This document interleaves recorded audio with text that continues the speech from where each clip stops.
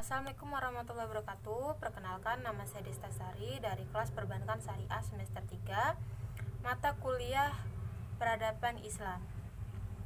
Di sini saya akan mempresentasikan makalah saya yang berjudul Dinasti Safawi.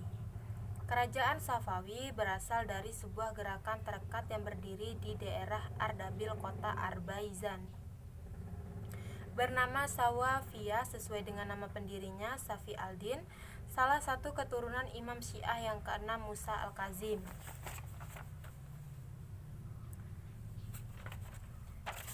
Periode kepemimpinan gerakan Safawi diserahkan pada Ismail selama 5 tahun. Pada tahun 1501 Masehi, pasukan Baret Merah di bawah pimpinan Ismail menyerang dan mengalahkan Aka Koyunlu di kota Tabriz, ibu kota Aka Koyunlu. Ismail memproklamasikan dirinya sebagai raja pertama dinasti Safawi. Ia disebut juga Ismail I. Ismail I berkuasa kurang lebih 23 tahun antara 501 sampai 1524 Masehi. Hanya dalam waktu 10 tahun itu wilayah kekuasaan sudah meliputi seluruh Persia dan bagian timur bulan sabit subur. Ambisi politik mendorongnya untuk terus mengembangkan wilayah kekuasaan ke daerah-daerah lain seperti Turki Utsmani. Tapi dalam peperangan ini Ismail I mengalami kekalahan.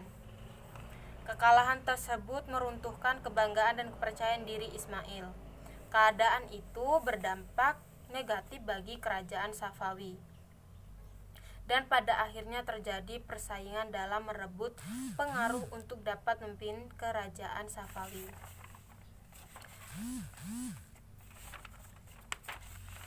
Kondisi kerajaan Safawi yang memprihatinkan itu baru bisa diatasi setelah Raja Safawi kelima, Abbas I, naik tahta pada tahun 1588 sampai 1628 Masehi.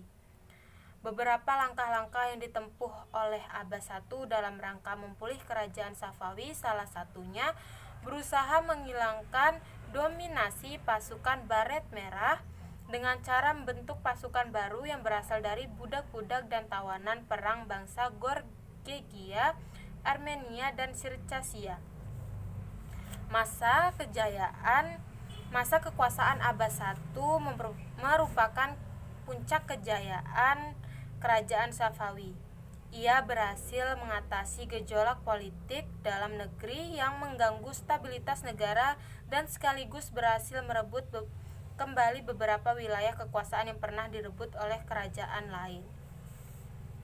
Selain itu, puncak kejayaannya ditandai oleh kondisi seni arsitektur.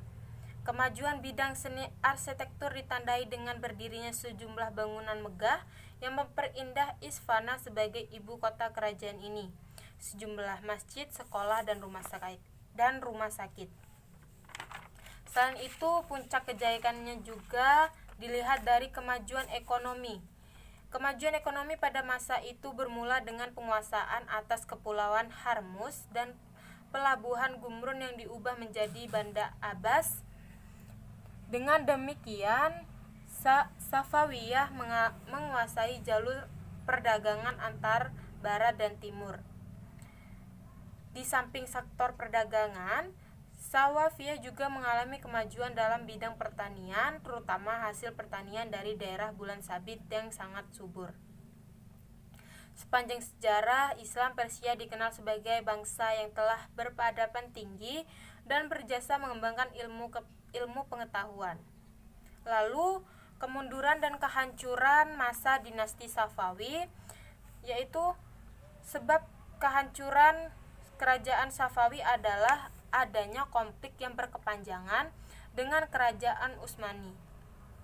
Berdirinya kerajaan Safawi yang bermazhab Syiah merupakan ancaman bagi kerajaan Utsmani, sehingga tidak pernah ada perdamaian antar kerajaan besar ini.